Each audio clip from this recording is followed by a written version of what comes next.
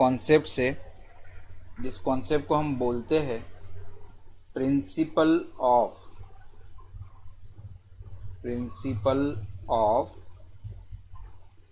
Physical independence.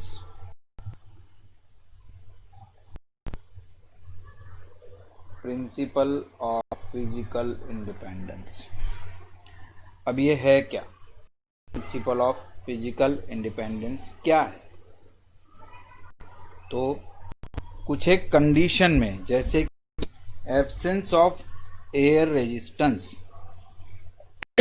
मतलब हवा का कोई रेजिस्टेंस नहीं लग रहा, the motion of a projectile is considered as combination of following two independent motion. मतलब अगर हवा का कोई रेजिस्टेंस नहीं लगा है तो आपका प्रोजेक्टाइल इंडिपेंडेंट मोशन करता है, horizontal vertical, horizontal vertical, horizontal vertical, horizontal vertical, ऐसे मोशन करता रहता है। फिर बड़ी हॉरिजॉन्टल, फिर वर्टिकल, फिर हॉरिजॉन्टल, फिर वर्टिकल, ऐसे ये मोशन करता रहता है। तो एक्चुअली उसकी मोशन कर्व्ड है, ऐसी कर्व्ड मोशन है, लेकिन फिर भी उसको हम माइक्रो लेवल जाके माइक्रोस्कोपिक लेवल पे जाके देखते हैं, तब हमें पता चलता है कि वो जो है वो दो इंडिपेंडेंट मोशन का रिजल्टेंट है। इंडिपेंडेंट मोशन कौन कौन सी है? The first motion is along horizontal direction, along horizontal direction. Second motion कौन से डायरेक्शन में है? Along vertical direction, along vertical direction. Horizontal direction वाली जो मोशन है, इनिशियल वेलोसिटी u की ही केवल होती है, जब वर्टिकल मोशन की, वर्टिकल डायरेक्शन की जो मोशन है वो उसमें u और g दोनों पार्टिसिपेट करते हैं। ठीक है, तो हॉरिजॉन्टल मोशन जो है वो यूनिफॉर्म वेलोसिटी के साथ होती है, हॉरिजॉन्टल मोशन जो है वो यूनिफॉर्म वेलोसिटी के साथ होती है, और वर्टिकल मोशन जो है वो एक्सेलरेटेड या तो फिर रिटार्डेड मोशन है। दोनों तरीके की मोशन है, और ये वर्टिकल और हॉरिजॉन्टल मोशन का कॉम्बिनेशन होके प्रोजेक्टाइल की पूरी मोशन बनती है। So projectile motion principle of physical independence को फॉलो करता है। आपके एसेलरोरा में लास्ट पैराग्राफ में लिखा हुआ है, the two motions of projectile along horizontal and vertical directions are independent of each other, this is called principle of physical independence of motions. किसका है ये? मोशन का इंडिपेंडेंस। दोनों का रिजल्टेंट हमें, रिजल्ट का इफेक्ट हमें देखने को मिलता है। ये दोनों मोशन जो है उसमें वेक्टर क्वांटिटी आती है, इसलिए दोनों का मिला जुला इफेक्ट कर्व्ड मोशन हमें देखने को मिलता है। और ये जो बात है प्रोजेक्टाइल में horizontal motion and vertical motion जो है आपस में इंडिपेंडेंट है, इसी को बोलते हैं principle of physical independence of motion. इन दोनों का मिला जुला जो है वो हमें प्रोजेक्टाइल मोशन है। एग्जाम्पल के लिए, ball is dropped downward from the roof of building and simultaneously another ball thrown horizontal direction, then both the balls will reach the ground at the same time but at different places.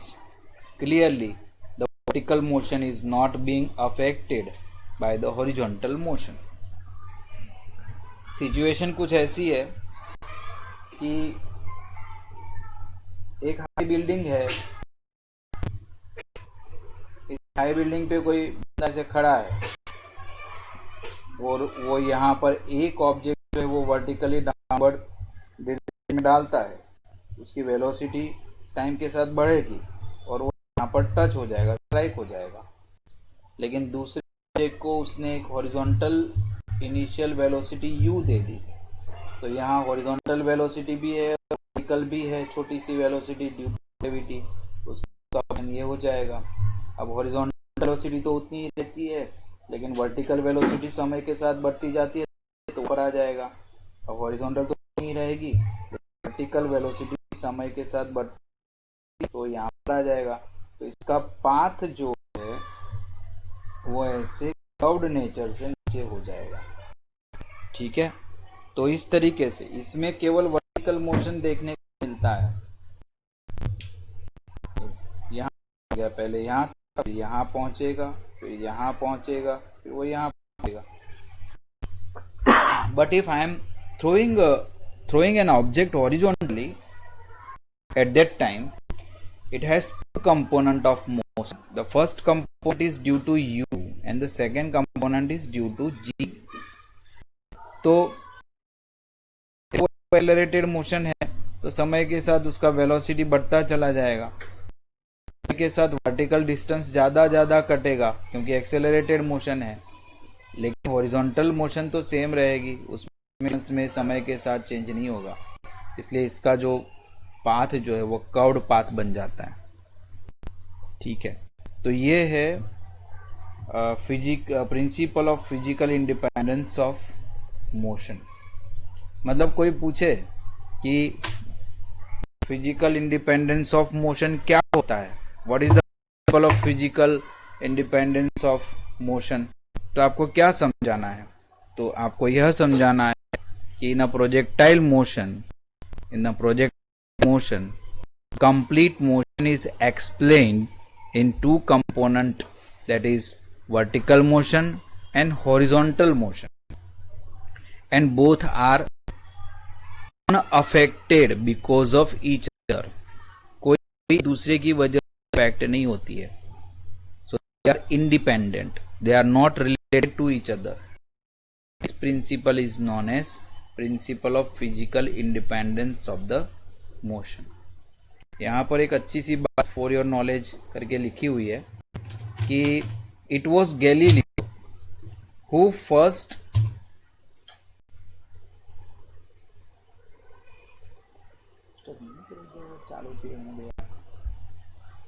एक minute हो गया।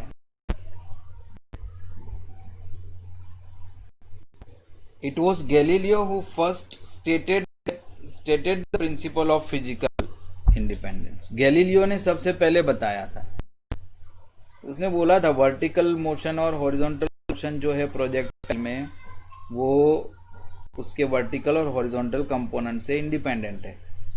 उसने अपने book में लिखा था dialogue on the great world systems, उसने अच्छी सिस्टम उसके अंदर एक्सप्लेन की थी। हिस्टोरिकल नोट है ये, कभी कभी जनरल नॉलेज वाले चीजें भी काम लग जाती है, अपेयरिंग फॉर द कॉम्पिटिशन, तो ये सारी अपीयर हो जाती है। बहुत सारे लोग इसको नजरअंदाज कर लेते हैं कि why should we read this, जब ये तो एग्जाम में आने नहीं वाला। लेकिन जब आप यूपीएससी जीपीएससी के एग्जाम देते हो, कोई कॉम्पिटिटिव एग्जाम देते हो, तो ये छोटी छोटी हिस्टोरिकल नोट्स जो होती है वो कभी लग जाती है। अब हम 51 नंबर का क्वेश्चन देखेंगे कि प्रोजेक्टाइल मोशन को स्टडी करना है तो कौन कौन से एज्यूम्शंस करने पड़ेंगे। We have to assume so many things when we are projectile motion. Question number 41 में वही पूछा है कि state the assumption made in the study of projectile motion. There are 4 assumptions we have to make, 4 assumptions हमें करना। उसमें पहला assumption है कि जब हम प्रोजेक्टाइल मोशन की स्टडी करते हैं ना, तब हम air resistance consider, air resistance is not considered.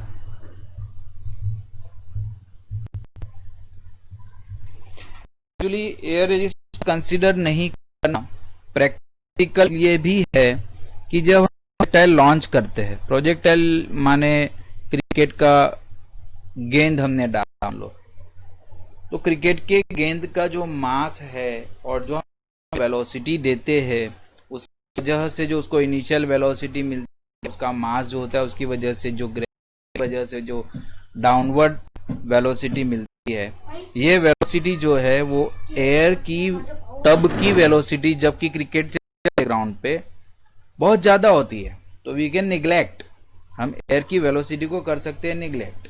इसलिए हम उस प्रोजेक्टाइल की स्टडी के टाइम एयर रेजिस्टेंस को हम क्या कर लेते हैं, नेग्लेक्ट। दूसरा, the effect due to curvature of earth is negligible when we launch a projectile. देखो ये है आपका अर्थ का सरफेस, जब हम प्रोजेक्टाइल, मान लो कोई बंदा यहाँ पर है, उस बंदे ने यहाँ से प्रोजेक्टाइल लॉन्च किया, उसकी प्रोजेक्टाइल यहाँ से ऐसे लॉन्च होके यहाँ पर गिर, तो हम ये इनिशियल पॉइंट और ये फाइनल देखेंगे तो हमें ये कर्व्ड लगता है, लेकिन for the sake of simplicity we will take it linear, हम उसको लीनियर लेंगे, ठीक है। तो हमारा जो रेंज ऑफ प्रोजेक्टाइल मोशन मिलेगा, उसका रेंज जो मिलेगा, रेंज का मतलब होता है जो उसने मैक्सिमम हॉरिजॉन्टल डिस्टेंस जो ट्रेवल किया है आपके ऑब्जेक्ट ने, उसको रेंज बोलते हैं। रेंज जो होगा एक्चुअली वो रेंज कर्व्ड है ना, लेकिन जनरली कर्व्ड नहीं लेते हैं। सो क्या होता है कि curvature of earth is neglected, हम अर्थ का कर्वेचर कंसीडर करते हैं, और वो प्रैक्टिकल भी है। अर्थ का कर्वेचर तो when we are launching a projectile, cricket ball ले लो आप, या आप कोई पत्थर, या फिर आप आपके स्पोर्ट्स में जो क्या बोलते हैं भाला फेंक या बर्ची गोला फेंक, क्या क्या इंग्लिश में बोलते हैं, वो सब जब खेलते हो आप, तो आप देखते हो ना जमीन आपको सीधी दिखाई देती, तब कर्वेचर ऐसे भी नहीं था। तो वी शुड कंसीडर दैट, वो भी एक प्रैक्टिकल कंसीडरेशन है, एज्यूशन है, so we can assume that. तीसरी चीज क्या लिखी हुई आप बुक में देखेंगे, the effect due to rotation of the earth is neglected, rotation of the अर्थ,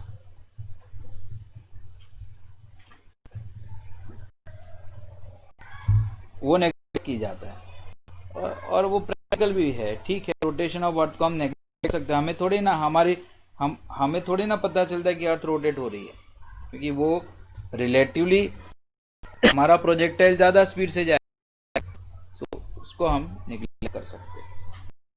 और चौथा पॉइंट है, for all points of trajectory acceleration due to gravity is constant.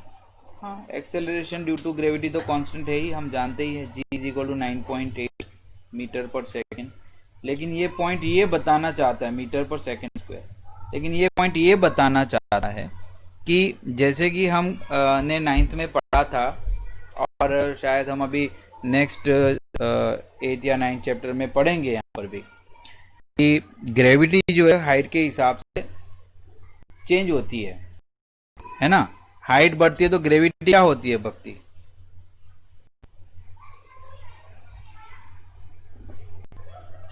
जब हाइट बढ़ेगी अर्थ के सतह से, जब हम ऊपर ऊपर जाएंगे तो ग्रेविटी का क्या होता है, जी का क्या होता है,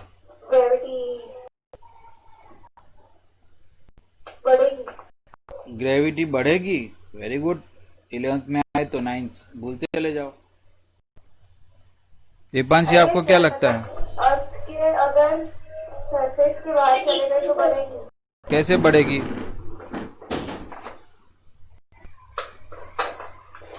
आपका कहना यह है कि एवरेस्ट के ऊपर चले जाओ तो ग्रेविटी ज्यादा होगी सतह से।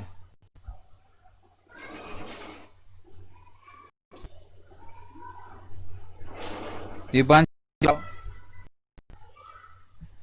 सर मुझे लगता है डिक्रीज होगी। नहीं, आपके पास भी श्योर आंसर नहीं है, मतलब हम बड़े नहीं हो रहे, बच्चे हो रहे दिन ब दिन। हाँ मतलब श्योर है डिक्रीज होगी सर। डिक्रीज होगी श्योर एकदम? Yes sir. तो सर 2 मिनट सुनने दो या देखने दो। नहीं सर बढ़ेगी कि घटेगी, क्या होगा?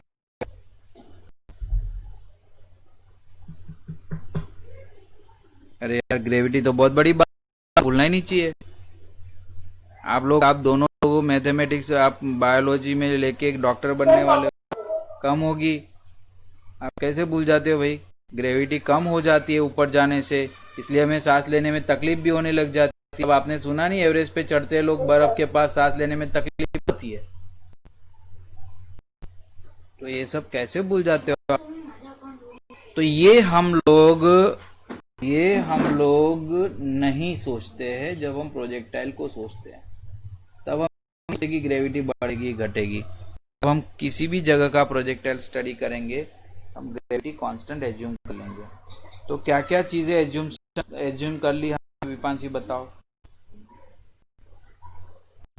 सर एयर रेजिस्टेंस को नहीं लेने का मतलब उसको कंसिडर नहीं करेगा, फिर अर्थ का कर्वेचर उसको भी निगलेक्ट करने का, फिर रोटेशन ऑफ अर्थ को भी निगलेक्ट करने का, और ग्रेविटी कहीं भी हो वैसे भी कांस्टेंट रहेगी। राइट। अब हम लोग प्रोजेक्टाइल की स्टडी करेंगे, real study of projectile. Ready for projectile? चलो, टॉपिक नंबर 4.23। Topic number 4.23। विपांशी, क्या टॉपिक बताओ तो। Projectile given horizontal motion. Projectile given horizontal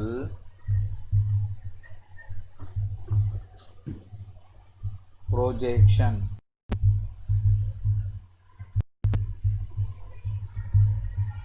मतलब ऐसा ऑब्जेक्ट जिसको हम हॉरिजॉन्टली डाल रहे हैं। तो हम कैसे डाल रहे हैं? हॉरिजॉन्टली डाल रहे हैं। अब यहां तो ये तय है कि हॉरिजॉन्टली डालना है तो किसी हाइट से डालेंगे, तभी तो वो कर्व्ड मोशन। अगर हम सरफेस ऑफ द अर्थ पे ही हॉरिजॉन्टल डालेंगे तो वो तो नहीं वाला, सीधी मोशन ही करेगा, इट इज लिनियर मोशन। ठीक है, तो इसमें हमें क्या क्या चीजें पढ़नी है? इसमें हमें ये पढ़ना है कि अगर हम किसी प्रोजेक्टाइल को हॉरिजॉन्टली लॉन्च करते हैं या फायर करते हैं, फायर लिखा हुआ है वर्ड यहाँ पर, आप देखो, किसी प्रोजेक्टाइल को हम हॉरिजॉन्टली फायर करते हैं या लॉन्च करते हैं जिसका इनिशियल वेलोसिटी हम यू है, तो हमें ये बताना है कि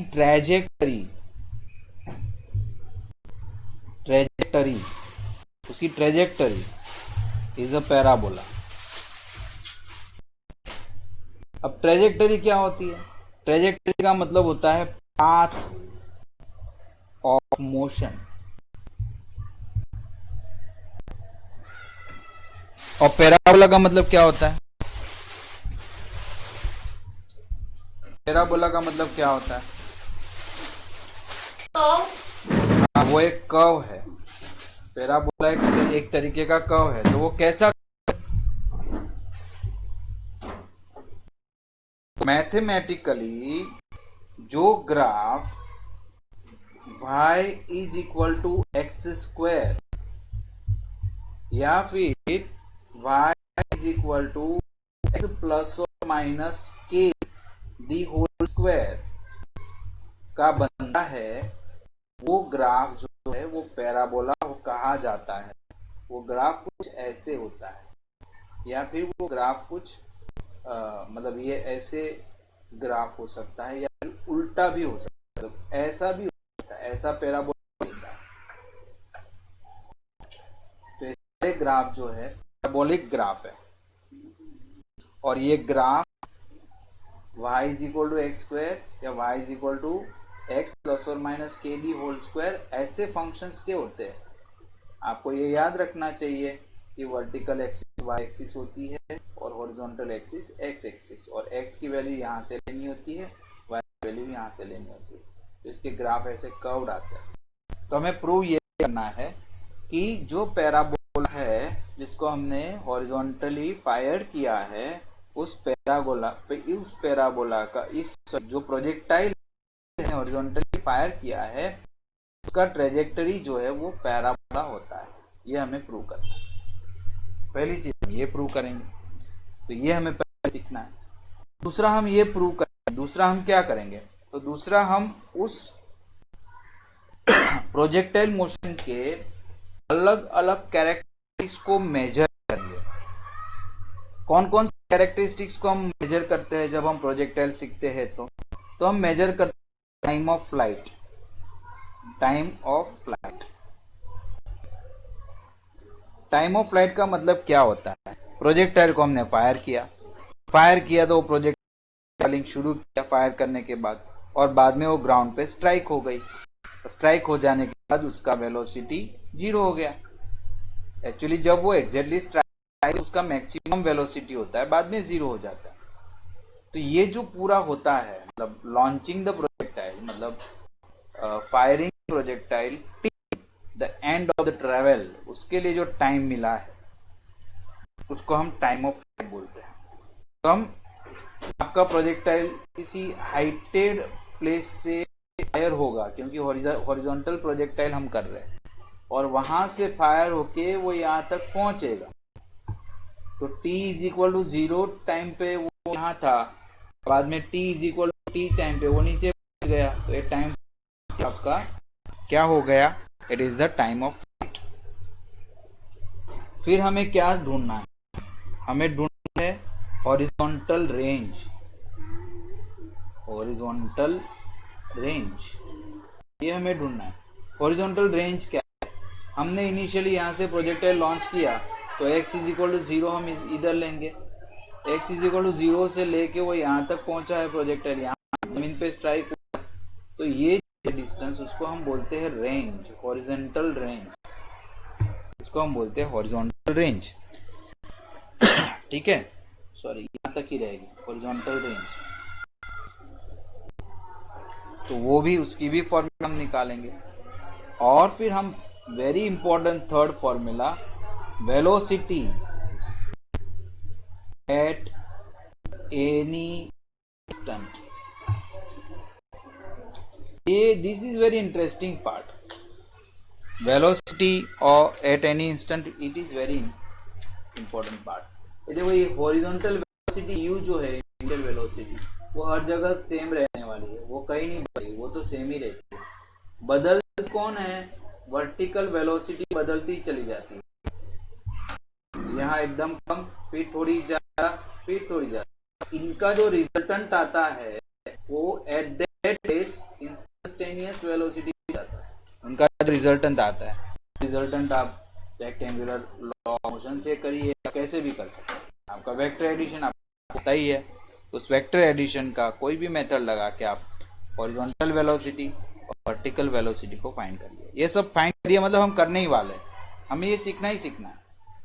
ठीक है, तो भक्ति क्या क्या सीखना है हमें? सबसे पहले क्या चीज हमें प्रूव करनी है?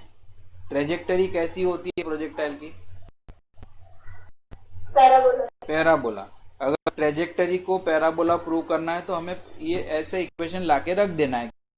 ये ऐसे इक्वेशन है भाई, टाइम का इक्वेशन, वेलोसिटी के एक्स का जो भी हम ये जो भी एक्सिस ले रहे हैं उसका डिस्प्लेसमेंट का जो है वो टाइम के साथ स्क्वायर वाला मोशन लेके आ जाते हैं। हम लोग वाई पे जो भी लेंगे उसका हम अगर क्वाड्रेटिक इक्वेशन लेके रख देंगे तो हम इजीली बोल सकते हैं कि भाई पैराबोला है। चलो, दूसरा क्या निकालना है हमें? Time of flight. Vipanshi, time of flight क्या होता है? Sir, time taken by the flight of projectile. हाँ, time taken by the projectile complete the motion. पूरी मोशन को कंप्लीट करने के लिए प्रोजेक्टाइल ने इतना टाइम ले लिया, टाइम ऑफ फ्लाइट। फिर हम निकालने वाले हैं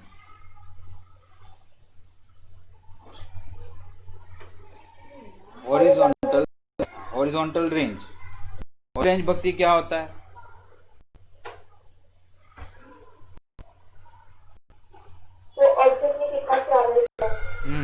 ऑब्जेक्ट ने कितना हॉरिजॉन्टल डिस्टेंस ट्रैवल किया होता है उसका हॉरिजॉन्टल रेंज। और फिर हम क्या फाइंड करने वाले हैं, वेलोसिटी एनी इंस्टेंट। ठीक है, चलो अभी हम उसको देखते हैं। This is ground, with respect to this ground from some height h, ये हाइट h है और इस h हाइट पे पॉइंट O के पास से प्रोजेक्टाइल लॉन्च करते हैं तो वो ऐसे रास्ता बना के नीचे स्ट्राइक कर देता है पॉइंट के पास। वो ऐसा मोशन करके, ऐसे मोशन करते करते वो प्रोजेक्टाइल नीचे स्ट्राइक कर जाता है। उसको हमने अगर इनिशियल वेलोसिटी नहीं दी होती तो वो सीधा ही नीचे आ जाता, इसलिए हमने उसको यहाँ पर इनिशियल वेलोसिटी दी है। इस इनिशियल वेलोसिटी की वैल्यू कितना है, u है। इस इनिशियल वेलोसिटी की वैल्यू कितना, तो मान लो कि किसी टाइम t पर ये प्रोजेक्टाइल एक जगह पर पहुंचा है जिस जगह का नाम है P। ठीक है, P पे वो पहुंचा है। हम हमारी कोऑर्डिनेट सिस्टम को स्टार्टिंग ऑफ ट्रेवलिंग पे शिफ्ट कर देते हैं, मतलब O पॉइंट हमारी कोऑर्डिनेट सिस्टम है। तो ये हमारा x एक्सिस और ये जो है वर्टिकल जो है वो हमारा क्या है, y एक्सिस है। हमने क्या कर दिया, हमारा कोऑर्डिनेट सिस्टम जो है शिफ्ट, कहाँ शिफ्ट कर दिया, जहां से मोशन स्टार्ट हो रही है। तो ये पॉइंट P जो है वो ओरिजिन से वर्टिकली इतनी दूरी पे होगा। This is the vertical distance from origin, जिसको हम y डिस्टेंस बोल सकते हैं।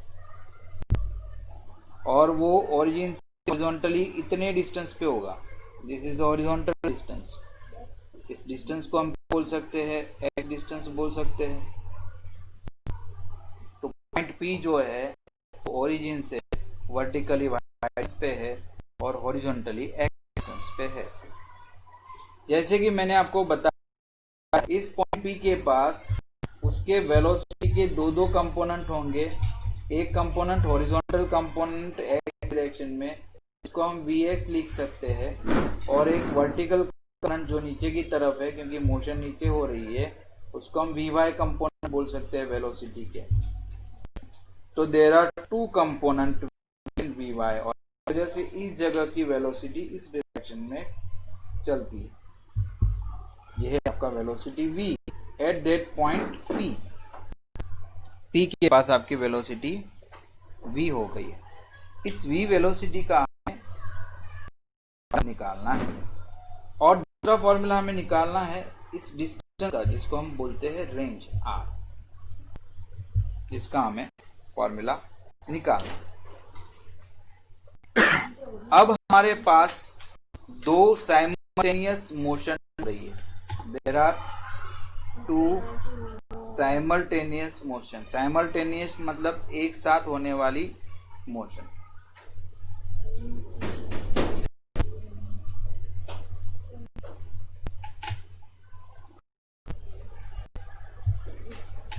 दो साइमल्टेनियस मोशन हो रही है। एक मोशन जो हो रही है वो because of uniform horizontal u की वजह से, और दूसरी मोशन हो रही है वो किसकी वजह से हो रही है, वर्टिकली। ये हॉरिजॉन्टल मोशन है, u की वजह से जो मोशन हो रही है वो हॉरिजॉन्टल मोशन है, और दूसरी मोशन किसकी वजह से हो रही है, ग्रेविटी g की वजह से हो रही है, और वो वर्टिकली डाउनवर्ड मोशन है। दूसरी मोशन जो है वर्टिकली डाउनवर्ड हो रही है। ठीक है, तो इस तरीके से दो मोशन यहाँ पर साइमल्टेनियसली, इसका मतलब है एक साथ दो मोशन हो रही है। इसकी वजह से क्या होगा, हमारे पास दो इक्वेशन मिलेंगे। तो हम पहला पार्ट प्रूव करने जा रहे हैं कि भाई ट्रेजेक्टरी जो है वो पैराबोला है। तो हम पहले ट्रेजेक्टरी निकालने जा रहे हैं। हम क्या निकालने जा रहे हैं, ट्रेजेक्टरी निकालने जा रहे हैं। अब ये एक्स डिस्टेंस है, ये एक्स डिस्टेंस किसकी वजह से ट्रेवल हुआ? यू की वजह से, और यू क्या वेलोसिटी है। तो डिस्टेंस अगर निकालना है और हमारे पास वेलोसिटी और टाइम है तो डिस्टेंस की क्या फॉर्मूला है आप मुझे बताओ? Distance is equal to velocity multiplied by time, ऐसा होता है कि नहीं? इसलिए x की value by u into t. Horizontal travelling के रिस्पॉन्सिबल कौन है? ठीक है, हॉरिजॉन्टल के लिए रिस्पॉन्सिबल कौन है? u है। ठीक है, तो x की वैल्यू क्या हो गई? ut हो गई। ठीक है, और क्या होगी? तो y जो है वर्टिकल है, और वर्टिकल इसकी वजह से है, it is due to gravity. Free fall वाला इक्वेशन यहाँ लगेगा, इक्वेशन क्या बन जाएगा? 1/2 gt²। ये हमारा y हो गया। अब हम x, अब ट्रेजेक्टरी तो ये दिख ही रही है ना, यही तो ट्रेजेक्टरी है जो हमें दिख रही है। तो ये ट्रेजेक्टरी हमें चाहिए, तो हमें x और y का रिलेशन निकालना है। तो यहाँ से t करके जो वेरिएबल है उस t के वेरिएबल को हटाना पड़ेगा, और t के वेरिएबल को हम कैसे हटाएंगे? तो हमारे पास पहला इक्वेशन ये है, दूसरा इक्वेशन ये है। तो पहले इक्वेशन में t की वैल्यू दूसरे में डाल देते हैं, तो यहाँ t की वैल्यू क्या आ जाएगी? t की वैल्यू हो जाएगी x अपॉन u हो जाएगी। इस t की वैल्यू को हमने कहाँ रखना है? इसमें रख देना है। इसमें अगर रखें तो y क्या होगा? y is equal to 1/2 g into x by u the whole square. तो आप मुझे बताओ y की वैल्यू क्या आ गई? y इज इक्वल टू, सारा कांस्टेंट जो है वो हम लोग ब्रैकेट में लिख देते हैं, तो g upon 2u square into x square. तो ये फॉर्मूला का फॉर्मेट कैसे बन गया? y इज इक्वल टू के एक्स स्क्वायर बन गया है। और मैंने अभी आपको बताया है कि पैराबोला जो मोशन होता है वो कौन से फॉर्म में फॉर्मूला लेके आता है? y is equal to x square वाली फॉर्मूला लेके आता है। y is equal to k square हो गया कि नहीं हो?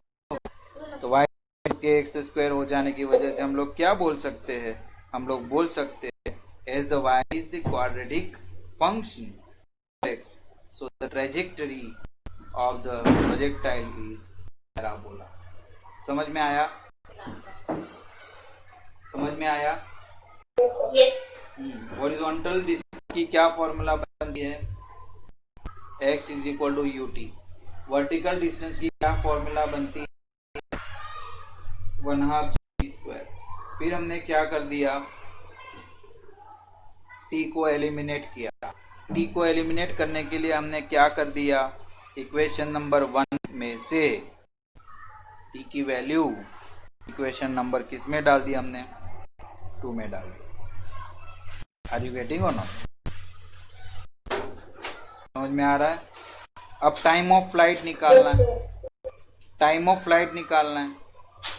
टाइम ऑफ फ्लाइट निकालने के लिए हमें क्या करना पड़ेगा? अब देखो, फ्लाइट निकालने के लिए जब ट्रेवलिंग खत्म हो गया तो टोटल वर्टिकल डिस्प्लेसमेंट कितना हो गया? पहले h था, वो 0 हो गया। बात समझ में आ रही है? टाइम ऑफ फ्लाइट निकालना है तो क्या करना पड़ेगा? हम टाइम ऑफ फ्लाइट मतलब क्या है? ये फाइनल पोजीशन पे जब ऑब्जेक्ट आ जाता है तो टाइम ऑफ फ्लाइट बोलते हैं। यहाँ पर टाइम ऑफ फ्लाइट की डेफिनेशन चाहिए। It is the total time for which the projectile remains in its flight, that is from O to A। मतलब डिस्प्लेसमेंट कितना हुआ? डिस्प्लेसमेंट हुआ from O to A। Vertical displacement कितना हुआ? h हुआ। तो हमारे पास जो फॉर्मूला है s is equal to ut plus 1/2 at में लोग u इज इक्वल टू 0 डाल देंगे, s is equal to h डाल देंगे, और t का मतलब होता है टाइम ऑफ फ्लाइट, उसको हम कैपिटल T। तो हमारे पास आंसर आएगा h is equal to half of g capital T square. तो टी स्क्वायर को सब्जेक्ट बनाते हैं, T square is equal to 2h by g, एक ही जगह पर जी लिख देंगे। तो टी की वैल्यू क्या हो जाएगी, T is equal to 2h by g का root. This is time of flight. तो टाइम ऑफ फ्लाइट किसके ऊपर डिपेंड करता है, अगर हाइट दुगुना कर देंगे तो टाइम ऑफ फ्लाइट क्या हो जाएगा, अगर हाइट डबल कर देते हैं तो टाइम ऑफ फ्लाइट जो है √2 टाइम्स हो जाएगा। ठीक है, अगर हाइट 4 टाइम्स कर देते हैं तो टाइम ऑफ फ्लाइट 2 टाइम्स हो जाएगा। रूट के हिसाब से चलता है, हाइट के रूट के डायरेक्टली प्रोपोर्शनल है। जी तो कांस्टेंट ही है, तो हाइट के किसके डायरेक्टली प्रोपोर्शनल में होता है, टाइम ऑफ फ्लाइट। तो टाइम ऑफ फ्लाइट की क्या फॉर्मूला है Bhakti, time of flight T is equal to √2h by g, ये होता है आपका time of flight. Horizontal range निकालनी है, तो हॉरिजॉन्टल रेंज के लिए हम लोग क्या करेंगे, r is equal to u into time of flight. Time of flight की वैल्यू डाल दो, तो आएगा u इंटू √2h बाई जी। तो u डबल करेंगे तो रेंज डबल होगी कि नहीं होगी,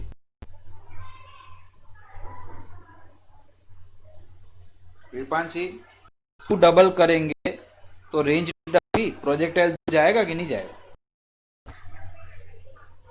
यस सर, जाएगा ना, डायरेक्टली प्रोपोर्शनल जाता है, आर के डायरेक्टली प्रोपोर्शनल। अब ध्यान से जवाब देना, एकदम ध्यान से जवाब, भक्ति और विपांशी। अगर आपको जवाब आ रहा है तो पहले यस बोलना और फिर मैं जिसको बताऊंगा वो जवाब देना। मैं इनिशियल वेलोसिटी को डबल कर रहा हूं और हाइट को 4th पार्ट कर रहा हूं, तो फिर मेरा प्रोजेक्ट का रेंज में क्या फर्क आएगा, इनिशियल वेलोसिटी को डबल कर रहा हूं, सेम रहेगी भक्ति का कहना है। आपको क्या लगता है, हाँ सर सेम रहेगी। हाँ, तो क्यों सेम रहेगी,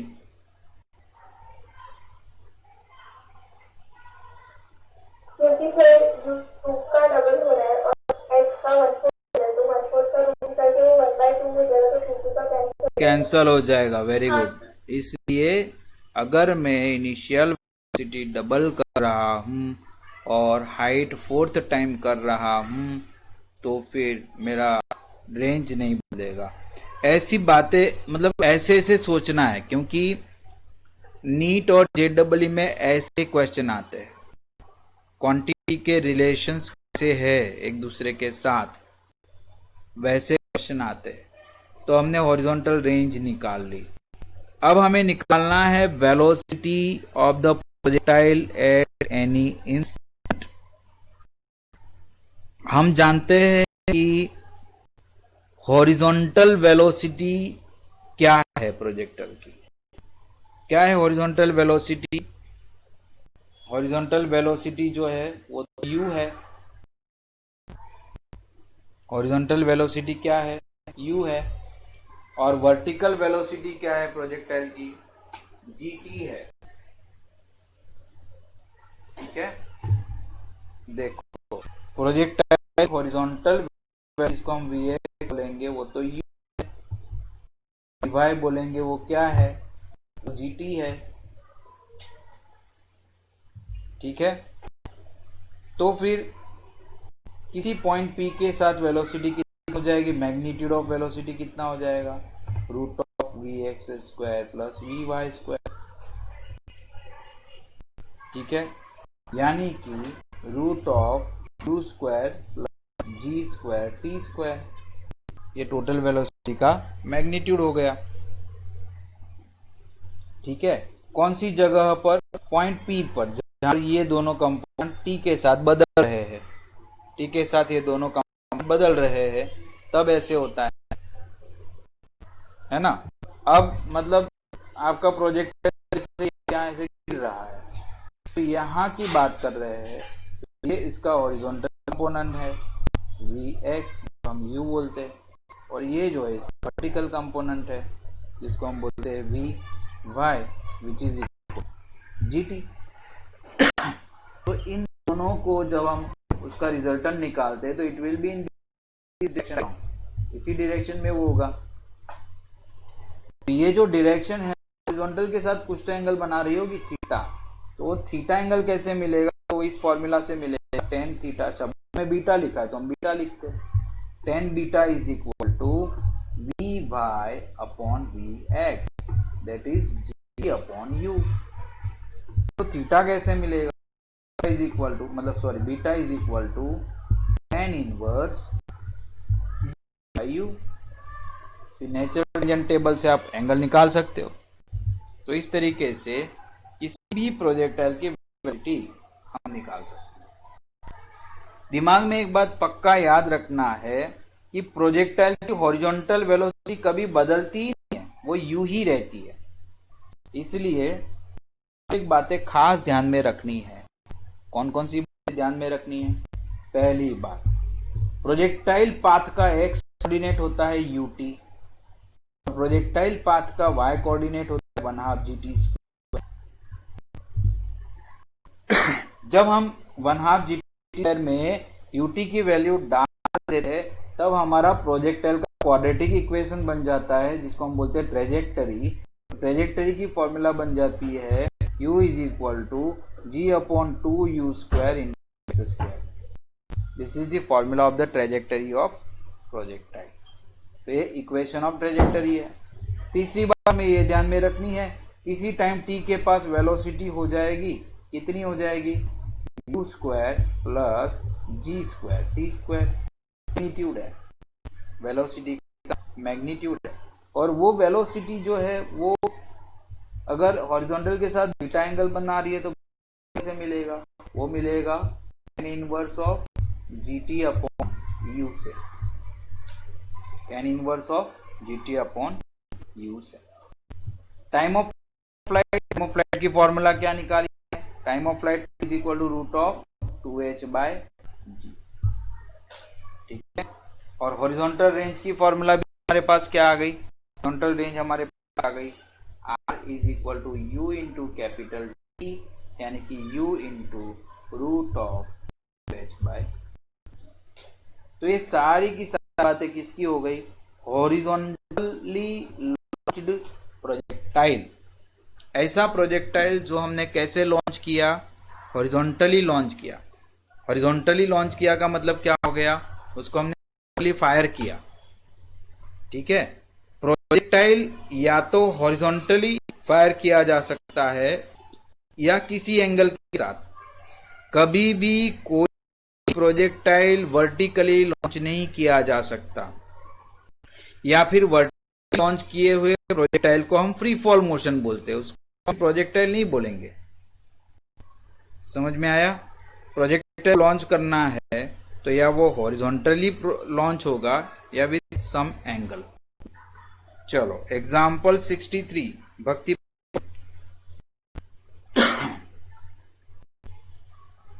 A hiker stands on the edge of a cliff 490 meters above the ground and throws a stone horizontally with an initial speed of 15 meters per second. Neglecting air resistance, find the time taken by the stone to reach the ground and the speed with which it hits the ground. So speed is equal to 9.8 meters per second, sir. Easy question है यहाँ पर। अगर हमें initial velocity दी होती है तो मतलब है कि हमें u दे के रखा हुआ है, ठीक है। दूसरा g भी दे के रखा हुआ है, हमारे पास g दे के रखा हुआ है, ठीक है। और आपको दे के रखा हुआ है h बोल, हाइट भी आपको दे के रखी, वर्टिकल बोल लो तो के रखा हुआ है। और आपको पता है कि टाइम ऑफ फ्लाइट कितना होगा, टाइम ऑफ फ्लाइट पूछा हुआ है, और जब वो ग्राउंड पहुंचता है तब उसकी वेलोसिटी कितनी होगी। सॉल्यूशन की तरफ थोड़ा नजर करते हैं। वर्टिकल डिस्टेंस 400 देख रखा हुआ है, उसी से शुरू करते हैं। y की फॉर्मूला है 1/2 GT स्क्वायर, y की जगह पर 490 लिख दिया, 1/2 g की जगह पर 9.8 इंटू टी स्क्वायर। सारा सॉल्यूशन निकाल के t की वैल्यू 10 सेकेंड आके मिल गई हमें। ठीक है, अब हमें निकालना है, क्या निकालना है, ये हमें t मिल गया। t मतलब क्या मिल गया, टाइम ऑफ फ्लाइट मिल गया हमें, टाइम ऑफ फ्लाइट तो हमें t मिला है। ठीक है, अब ग्राउंड पे जब वो तब की वेलोसिटी निकालना है। vx तो बदलता नहीं है कभी, वो तो u होता है, तो vx के लिए हमने u वैल्यू डाल दी 15 मीटर पर सेकेंड। अब vy क्या होता है, uy प्लस gt, लेकिन uy तो 0 ही है, और gt के लिए हम लिखेंगे 9.8 10, क्योंकि 10 क्या है, टाइम ऑफ फ्लाइट है। तो ग्राउंड पे स्ट्राइक करते समय उसकी वर्टिकल वेलोसिटी कितना था, 90 मीटर पर सेकेंड। तो हमें मैग्नीट्यूड ऑफ वेलोसिटी निकालना है, तो v is equal to root of vx square plus vy square, that is 15 square plus 98 square. तो हमें आंसर मिला है 99.1 अप्रोक्सीमेटली। ये अप्रोक्सीमेशन करना होता है, सीधे आंसर आपको नहीं मिलेगा। ये मिल जाने के बाद ये हमें क्या मिल गया, दिस इज दी वेलोसिटी, बस। तो ये क्वेश्चन खत्म हो गया। ये क्वेश्चन 2 मार्क्स के लिए पूछते हैं, 2 मार्क्स क्वेश्चन। ठीक है, एनसीईआरटी का है, वेरी इंपॉर्टेंट क्वेश्चन है। विपांशी, क्वेश्चन नंबर 64 पढ़ो। A projectile is fired horizontally with a velocity of 98 meter per second from the top of a hill 490 meter high. Find first the time taken to reach the ground, second the distance of the target from the hill, and third the velocity with which the projectile hits the ground. Same to same question, previous जैसा ही है। आपके लिए छोड़ दूं इसको, हाँ आपके लिए इसको छोड़ सकते हैं। चलो 65 नंबर भक्ति पढ़ो। A body is thrown horizontally from the top of a tower and strikes the ground after 3 seconds at an angle of 45 degrees with the horizontal. Find the height of the tower, the speed with which the body was projected. Take c is equal to 9.6 meters second with the horizontal. यहाँ पर time of flight देके रखा हुआ है आपको, 3 second में तो ground पे स्ट्राइक हो रही है। ठीक है ना, और यहाँ पर बहुत ही अचरज की बात है कि आपको बीटा के रखा हुआ है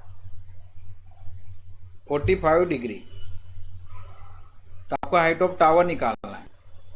तो सबसे पहले हमारी formula y is equal to ut plus 1/2 gt square. ut तो कुछ, तो 1/2 gt स्क्वायर ही सीधा लिख देते हैं। जो मिलेगा tan थीटा से,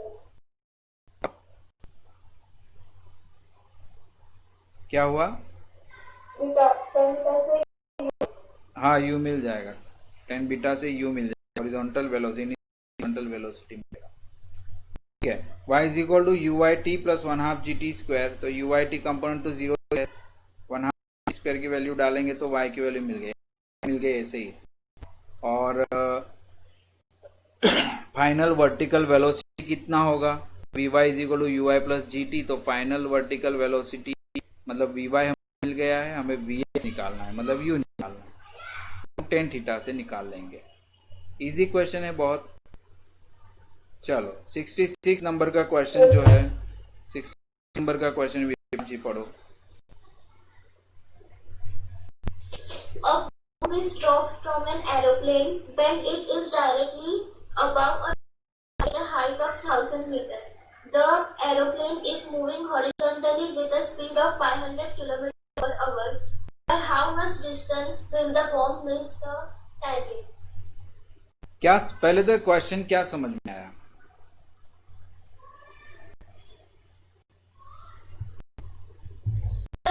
एरोप्लेन बॉम्ब को किया जा रहा है और 1000 मीटर की हाइट से वो एरोप्लेन हॉरिजॉन्टली जा रहा है और स्पीड देखे रखी है 500 किलोमीटर पर आवर।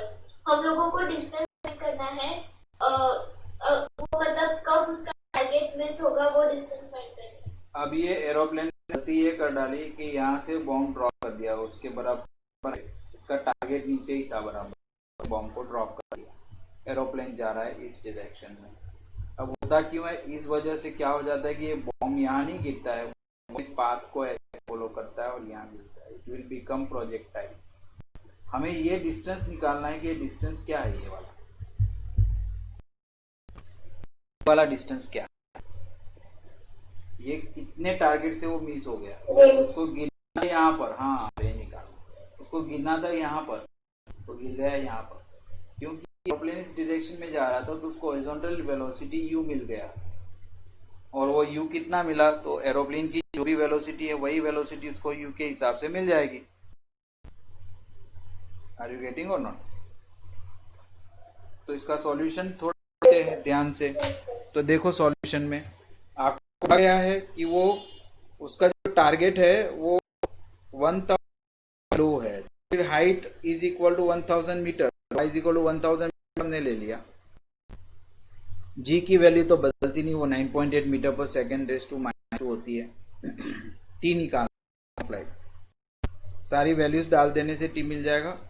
अगर आपको सारी फॉर्मूला याद रह जाती है तो प्रोजेक्टाइल जैसा इजी कोई टॉपिक नहीं है, लेकिन अगर फॉर्मूला याद नहीं रहती है तो ये सबसे बहुत बड़ा प्रॉब्लम हो सकता है आपके लिए।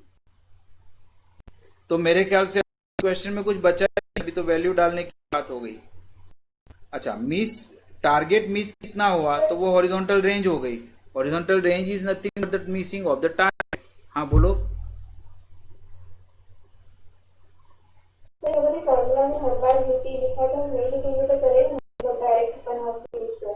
नहीं, वो यूटी लिखते हैं जब हम मतलब हॉरिजॉन्टल प्रोजेक्टाइल नहीं लेकिन दूसरा प्रोजेक्टाइल पढ़ेंगे ना विद सम एंगल, तब आपको पता चलेगा कि उस यूटी का क्या महत्व है, अभी नहीं पता चलेगा। इसलिए यहाँ पर यूटी लिखते हैं तो हमें भी लिखना चाहिए, वहां पर वाई कंपोनेंट आएगा इनिशियल वेलोसिटी का, ठीक है, वहां पढ़ेंगे तो पढ़ेंगे, लेकिन अभी आपको बता देता हूं। मान लो कि मैंने मेरा प्रोजेक्टाइल लिया, ठीक है, तो उसकी इनिशियल वेलोसिटी तो ये हो गई u, तो u के दो कंपोनेंट आ गए, ये हॉरिजॉन्टल कंपोनेंट है ux और ये है आपका वर्टिकल कंपोनेंट uy, है ना। तो ये uy तब करना पड़ेगा, आपके लिए uy है ही नहीं, क्यों नहीं है, हमारा प्रोजेक्टाइल हॉरिजॉन्टल है, केवल u का हॉरिजॉन्टल कंपोनेंट है, वर्टिकल कंपोनेंट तो जीरो ही है। इसलिए अब इसलिए हॉरिजॉन्टल प्रोजेक्टाइल में ui का कोई महत्व नहीं है, लेकिन ui तो पिक्चर में आएगा जब आएगा। बात समझ में आई? इसलिए ये लोग लिखते जा रहे हैं हर एक क्वेश्चन में, हमें लिखने की आदत तो डालनी ही चाहिए, क्योंकि आगे तो उसका यूज करना ही करना है। एग्जाम्पल 67 के लिए छोड़ देता हूं, 68 भी आपके लिए छोड़ देता हूं, 67 और 68 मैंने छोड़ दिए, अब 69 पे आ जाते हैं। ये केवी में पूछा गया क्वेश्चन है, भक्ति आपके स्कूल में पूछा गया क्वेश्चन, तो भक्ति ही पढ़ो।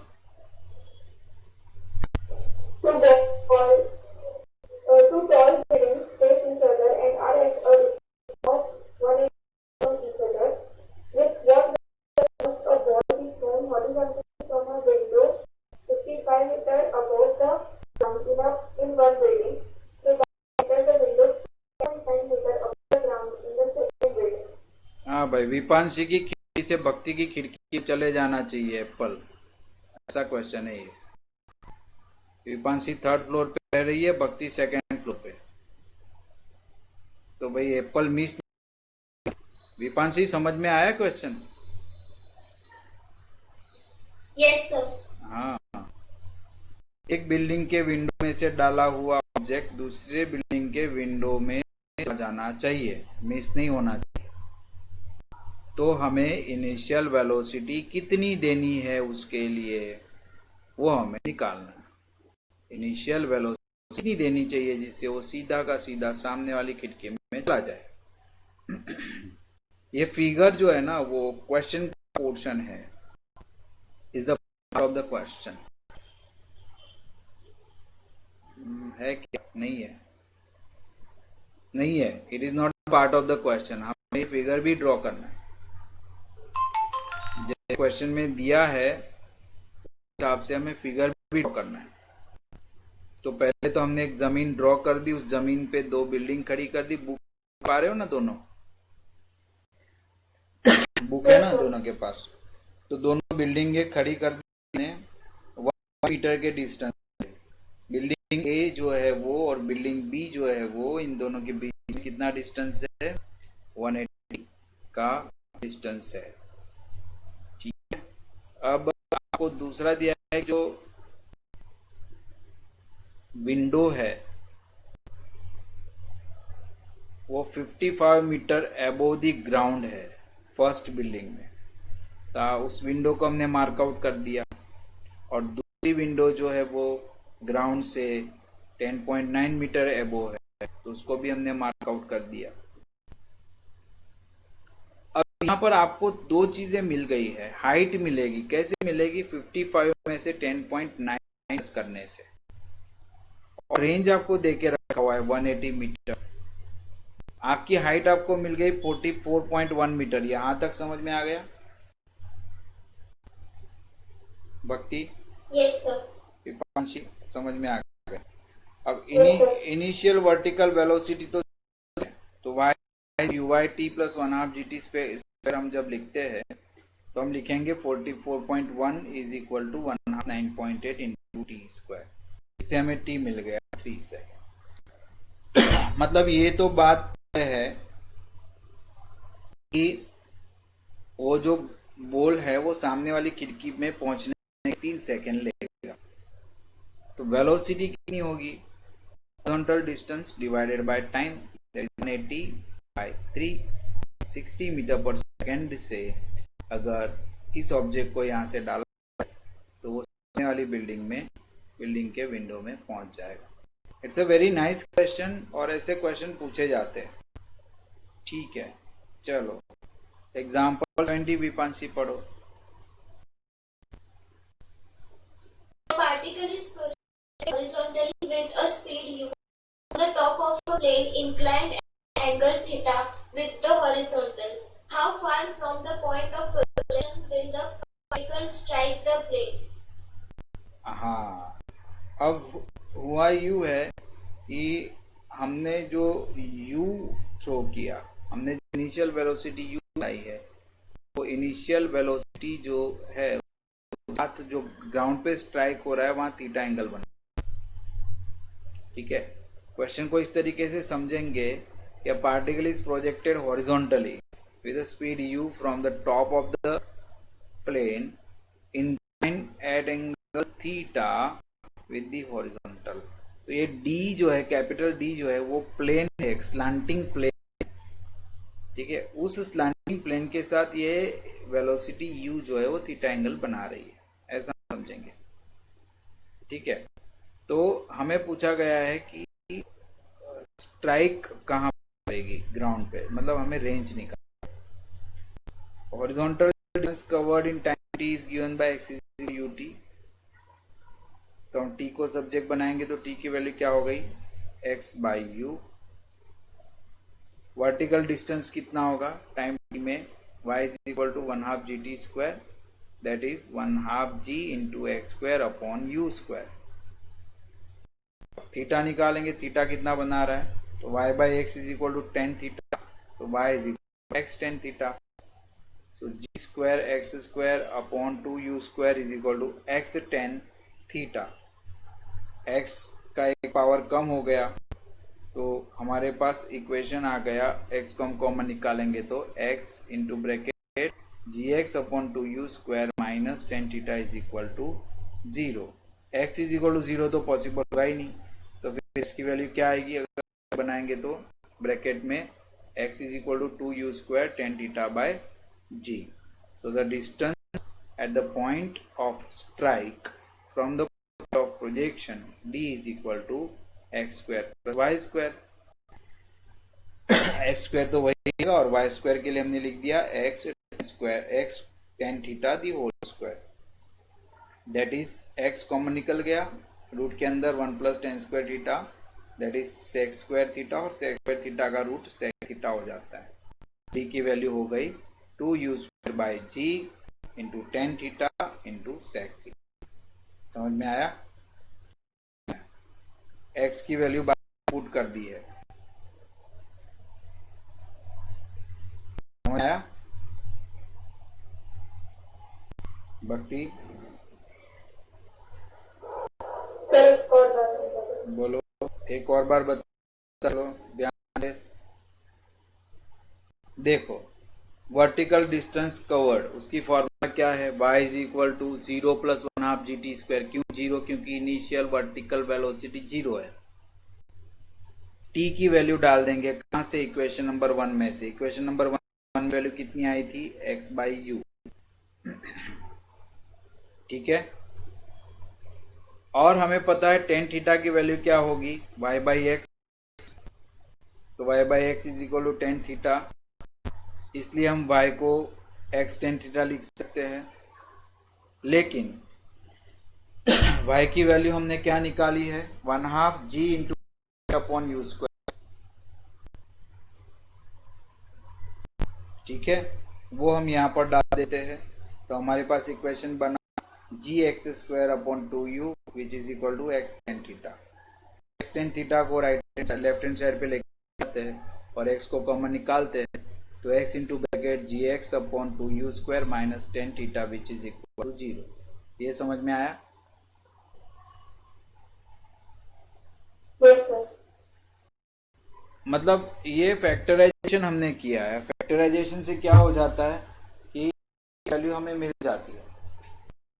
एक बार ध्यान से देख लो। सबसे पहला काम हमने क्या किया? We know that x is equal to u t, implied that t की वैल्यू क्या हो जाती है? बाई यू, एंड y की वैल्यू क्या है? y is equal to 0 plus 1 t square. ठीक है, इसलिए क्या हो गया? t की वैल्यू डालेंगे तो 1/2 g into x by u the whole square. मतलब क्या हो गया? It is equal to 1/2 g x square upon u square. Are you getting और नॉट? यहाँ तक आपको समझ में आ गया? अब हमारे पास है यस सर। क्या है कि y by x is equal to tan theta होता है। ये नॉलेज हमें पता है, तो हम y के लिए क्या लिख सकते हैं? y is equal to x tan theta. y की वैल्यू डाल देते हैं 1/2 g x square upon u square is equal to x tan theta. X tan theta को इधर लेके आते हैं, तो 1/2 g x square upon u square minus x tan theta is equal to 0। इसका मतलब क्या हो गया? x को कॉमन ले लेते हैं, तो x upon 2 g x upon 2 u square minus tan theta is equal to 0। ठीक है, तो या तो x इज इक्वल टू 0 होगा, या तो फिर g x upon u square minus tan theta is equal to 0 होगा। अब ये तो पॉसिबल नहीं है, हॉरिजॉन्टल डिस्टेंस तो कभी 0 होगा ही नहीं। तो अब यहाँ x निकालना है, तो हम क्या करेंगे? G x upon u square is equal to tan theta, तो g x is equal to u square tan theta, तो x is equal to tan theta upon g. ऐसा हुआ कि नहीं? यहां तक समझ में आया? Yes sir. ये है फॉर्मूला x की। अब डिस्टेंस कितना कवर होगा? तो डिस्टेंस के लिए हमारे पास फॉर्मूला, हमें ये डिस्टेंस निकालना है, ये वाला डिस्टेंस, दिस डिस्टेंस। तो ये डिस्टेंस कैसे मिलेगा? X square plus y square. Distance d is equal to x square plus y square का स्क्वायर रूट। ठीक है, इसका मतलब हो गया root of x square. Y के लिए क्या है? ये रहा एक्स टेन थीटा, तो x square tan square theta. तो हमने यहाँ से कॉमन ले लिया, 1 plus tan square theta. 1 plus tan square theta कितना होता है? Sec square theta. It would be x sec theta, और एक्स की वैल्यू फिर से डाल देंगे यहाँ से, तो we will have 2u square by g into tan theta into sec। समझ में आई बात? इस तरीके से ये डेटा हुआ। एग्जाम 71 आप खुद से करना है और फिर प्रॉब्लम और प्रैक्टिस भी करना है। आज के क्लास में क्या पढ़ा है दीपांशी? प्रोजेक्टाइल मोशन और वो प्रिंसिपल, वो इंडिपेंडेंस, फिजिकल इंडिपेंडेंस वाला प्रिंसिपल, और क्या अजम्पशन करने होते हैं वो, फिर फॉर्मूलाज डेरिवेशन, मतलब उसका डेरिवेशन किया फॉर्मूलाज का, और फिर एग्जांपल्स किए। ठीक है, ये सब का सब आपको रिवाइज करना है अच्छी तरीके से, और सारी जो थियरी हमने पढ़ी है वो पढ़नी है एक बार सही ढंग से, और प्रॉब्लम फॉर प्रैक्टिस बहुत अच्छी तरीके से कर लेना। ठीक है, और उसमें अगर कहीं पर भी डाउट अगर कुछ आता है तो आप मुझे व्हाट्सएप करके भेजना है आप लोगों को। ठीक है, तो आज का क्लास यहीं पर ख़त्म करते हैं। ठीक है ना, तो होमवर्क सब कंप्लीट रखना है। चलो आज के लिए इतना ही है। Good night.